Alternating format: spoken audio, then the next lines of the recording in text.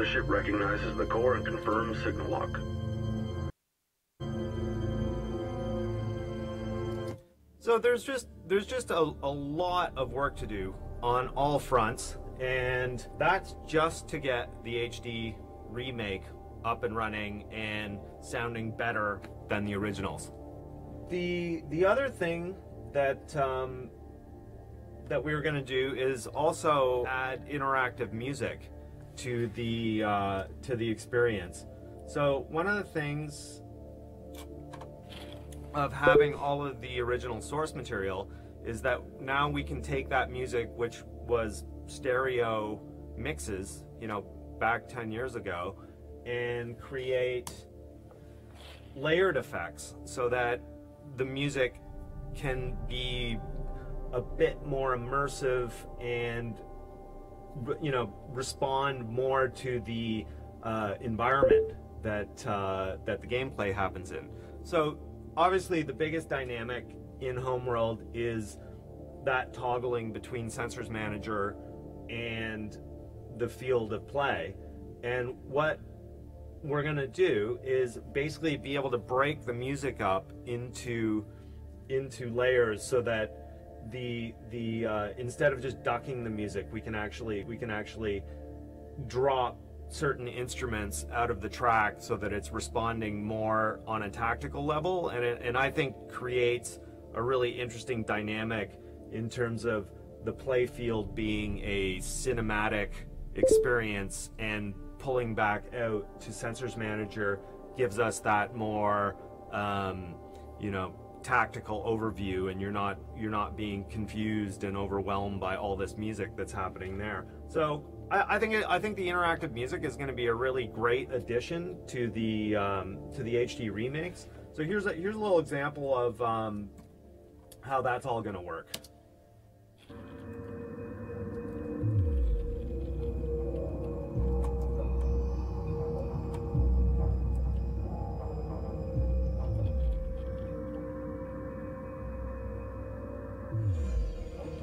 Group 1 standing by. Ready. Move order confirmed. Group 1 copies. Aggressive tactics confirmed. Fire at will. Resource collector. So this is another thing that we will be doing, and I am really looking forward to not only the release of the HD remakes, but of finally the commercial release of the Homeworld music, which both albums comes in just over 2 hours of music. So obviously I have a lot to do before the release, and I just really hope that you enjoy the improvements that we're going to be bringing to the property. And that's about it from Studio X, and hopefully we'll see you next time at the next community event. So signing out for now. Enjoy the rest of the weekend.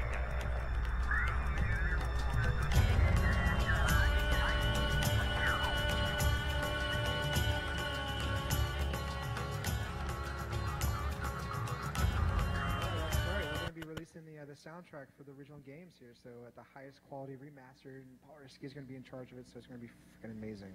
So hell yeah. All right. And actually, to follow that, I have here in my hand a ancient box. There's a date on it, March 19th, 99.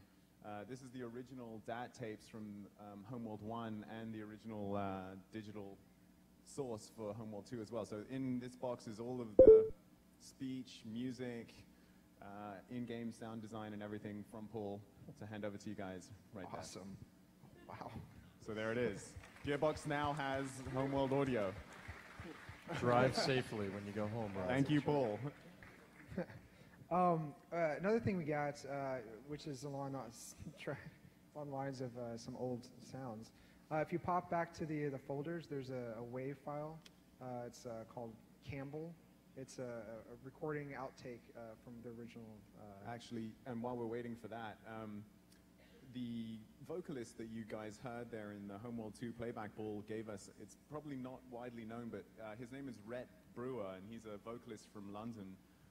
The guy's actually, an interesting fact, he's actually fluent in 5 languages, including some dialects of Russian. And when he was about to record the music there, I said, do you know what you're going to do? You know, what are you going to do? And he's like, I'll just make it up. I'll just make it up. So he just went in there and started singing, and he made up his own alien language that he sang for Homeworld 2. So throughout Homeworld 2, when you hear the singing, it's actually a sort of a legitimate language, but it's an alien tongue that's sort of a hybrid of Russian, some mad Russian gypsy dialect.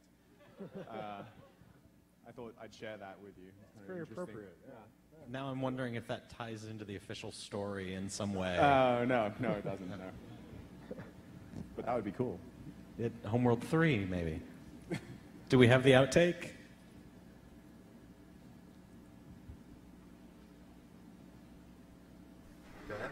Campbell, fantastic. Could we have it again one time a little slower? The previous read you gave us was just a little more pedantic in style, just a slightly bit more casual. Oh, God. If we could have it one more time just a little slower, that would be awesome. Okay. Going. Tyrannic raiders, servants of the Taidan, are arriving. They must not learn of our contact. We must depart. All that moves is easily heard in the void. We will listen for you. Farewell. Great. Fabuloso. And now Kushan. Yep. Go ahead. Campbell, fantastic. Could we have it again one time a little slower? The previous read you gave us one was in there that's pretty funny too, because the characters in the game you don't hear them this way, so it's really fun to kind of. Long-range sensors indicate a mothership-class mass signature. It's coming in fast. Power readings are off the scale. Full combat alert. Stand by for contact. Mike, could we get that full combat alert? You're not addressing the whole mothership. I know. Okay.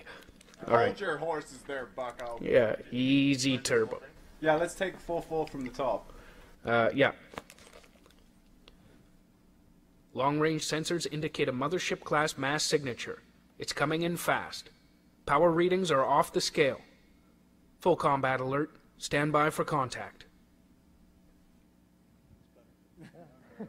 How many years old are those? Oh God, that would have been early '99. So that was a while ago. Yeah.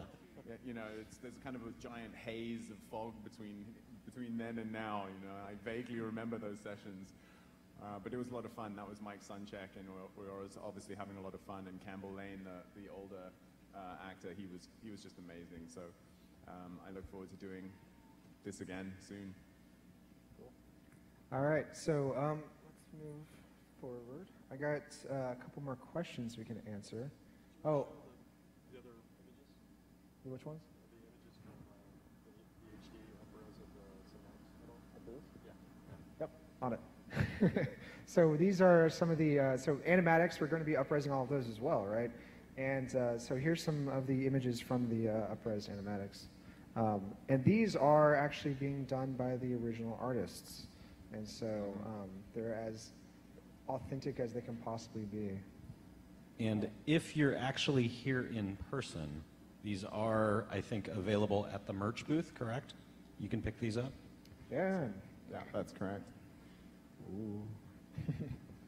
So yeah, so some of the guys, Aaron Cambitz and some of the other guys over at Blackbird are helping us actually upres all these. Yeah. And so it's a pretty awesome thing because back in the day they were done at like what 480 or something like that. Yeah, I think less even. Yeah. So we're taking those and actually taking them to 1080, so they're actually really high quality. And so I know a lot of people have been asking for us to post some of these online so you can use them as your backgrounds because they're awesome. We'll get to that. Let's see. I'm going to answer a couple more questions real fast if I can find my phone. We have some questions from, let's see.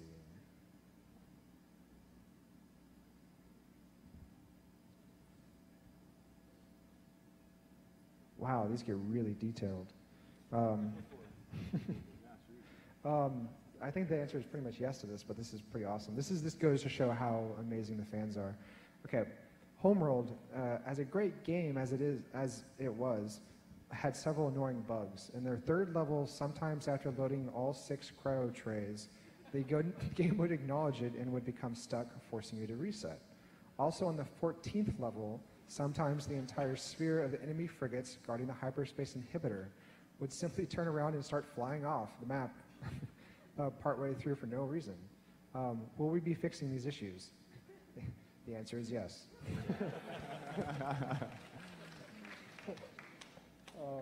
Oh my God.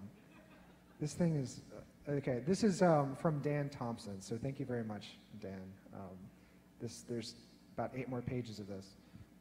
You might want to hire him. My God, I'm going to save some of these questions for later. This guy's an encyclopedia. Okay, cool. So one of the things, also we're moving on. We're doing more than just making these HD games. We're actually going to go and move to the future. And so one of the big things we want to talk about is what we're doing with Blackbird.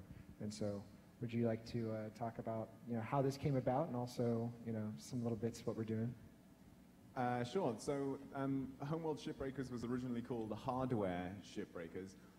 It was a desert-based RTS featuring giant vehicles, and the fantasy was a vehicle fantasy with a Russian doll game where all the vehicles fit inside ever bigger vehicles, and you salvaged great big spaceships in this huge desert planet. Obviously, we couldn't use the Homeworld name or license. It didn't belong to us. It belonged to THQ at the time. So we just really wanted to make this game. We really loved the style that we developed on Homeworld, and we thought it was a lot of fun. We wanted to work with the same team again, so we just went ahead and started making it. So right about when you guys acquired the Homeworld IP, it was looking clear to us that we needed considerably more resources to finish the game the way we wanted to. So that's when we started talking, and as these things, one thing leads to another, I guess. Yeah, we met at E3 to kind of get a demonstration of the game, and we were blown away. I mean, we just absolutely couldn't believe how amazing Shipbreakers was. And so for us, we thought it made a lot of sense. Like, this should really be a Homeworld game. And so we sort of kind of dug into it a little bit and started asking Rob and JD some questions about what you wanted to do with it. And I think kind of let us know the situation you guys were in and how you guys wanted to finish this as something a little bit bigger. And I think that opened the door for us to really think differently about how the relationship between 2 developers could work. Yeah, definitely a very interesting opportunity. Also, I mean, it was so begging to be Homeworld anyway. I mean, it looked like Homeworld, it played like Homeworld, it smelled like Homeworld. It was dusty and deserty. Set as a prequel on the planet of Karak, it just made perfect sense. So, we couldn't be happier. So we're really excited. We know what we're doing. We know how we're going to do it. We're excited about the relationship. And we're really excited about the fans. I mean, we've been overwhelmed by the response by the fans out there that are stoked on the first 2 games and really excited about what's going to happen with this one. So, yeah, and you've been able now to move away from a free-to-play model. That's right. Yeah. To a big release, and that's going to be really exciting for us to go through that with you. Yeah, definitely. And it's something the fans wanted as well. A lot of people were suspicious and dubious about the free-to-play model, and doing it as a commercial product just makes so much sense. I mean, if you look at the base runner there, it looks so much like the vehicle in that Homeworld animatic still we were just looking at 2 seconds ago, the black and white still. I mean, it's, come on, yeah, that's great. All right. So we're going to talk about a couple more things we're thinking about. We haven't decided, so we need your guys' help to understand if we should. And so Mr. Martell is going to ask you a couple questions to gauge your thoughts there. Well, one of the things when we did get a lot of the source from Rob and those guys is we started to go through all of the concept art, and we realized there's this just massive repository of just just the most beautiful concept art. I mean, you've seen it online probably, and you can see sort of some of that, but there's a ton more. And I think there's, you know, you guys have reams of stuff that you've done also on paper that is no one's ever seen before, that's in their personal collection. Also stuff that was done for the animatics and all these kind of things. So I'm kind of trying to gauge from everyone whether they'd like to see something like, you know, an art book from Homeworld. And I don't know if any of you guys would. Yeah. And so we're gonna do a survey, and we'll put that online soon in the next couple of weeks, and kind of find out what people think about this, and how many people really would like to get this. And if there's enough of a response, then we're going to go forward and make a really amazing, high-quality art book that's no one's ever done that for Homeworld before. The other thing we'd like to do is really contemplate, you know, when we're doing these releases of the HD versions, to also do a physical version, you know, because it's great to have the digital version, but there's never, you know, this came out in an era when there's no collector's editions like what we have now. And that's the other thing that I'd like to find out is, you know, would people be interested in, you know, a physical version of the game that has, you know, do you put a ship in there? Do you put, you know, the art book? Do you put, you know, the soundtrack and all those kind of things? Is that something that interests people? Yeah? All right, so you should definitely put a ship in there, man. Yeah, we need a ship, right? All right. Yeah, we'll see what we can do. But we're going to kind of gauge the response and see what people are interested in. If we can do it, I think this would be really amazing for everybody to be able to have, you know, these cool, you know, remembrances of Homeworld. So, yeah. So for people who want to vote yes on that, where should they watch for the survey? Twitter? Yeah, watch on gearboxsoftware.com, and we're gonna figure out where we're gonna do that. We're kind of working that through, and yeah, look on the Twitter accounts for all the different Gearbox folks. I'm sure we'll announce it for the Gearbox Twitter account itself. So yeah. Just put me down as a yes for all of them. Will do. So you're gonna sign 10,000? Is that what I heard? Is that what you just said? Okay. Yeah. You heard it here. Cool. So that's kind of. Oh, I should answer some more questions real fast. I can go back to Mr. Dan Thompson.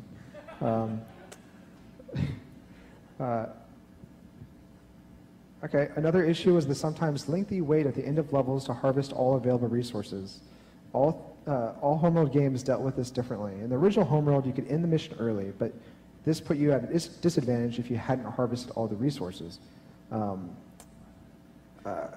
Homeworld 2, the levels ended and all resources present were harvested automatically, even when this wouldn't make sense. Then you'd complete all your objectives. Which of these approaches might the remakes standardize? That is a very interesting question. You know, I think that I think that's something that I'll probably go to the forums and ask everyone what they think is the right way to do, because there's gameplay implications, right, for both games. And so when we're making the HD version of Homeworld 1 and HD version of Homeworld 2, these actually change the balance of the game to a certain degree. So that's actually a really good question, Mr. Thompson. So yes, go onto the Gearbox Software forums for the Homeworld, and please, you know, interact. I'm on there all the time, you know, talking to people and chatting about random things, and so yeah, definitely go on there and ask these questions, and we'll actually, you know, add them to our things to do, to fix or to address. Because I gotta say, like, there's so many things in these games that people found that they wish was a little different or was broken in a little way that we would never be able to figure out by playing it ourselves, because, you know, there's so much history here and so many huge fans who are awesome to work with on this. So yeah, go to the forums and interact with us, and we're there. And we'll do some more of that. So before we started, Haley brought up some very cool Homeworld gear that is up at the merch booth, like the shirt that you're wearing. And I told her I would show it off, but only on the condition that I could show it off and then throw it out into the crowd. So start with the shirt. Oh, yeah. Okay. I'm thinking the hoodies will go farther.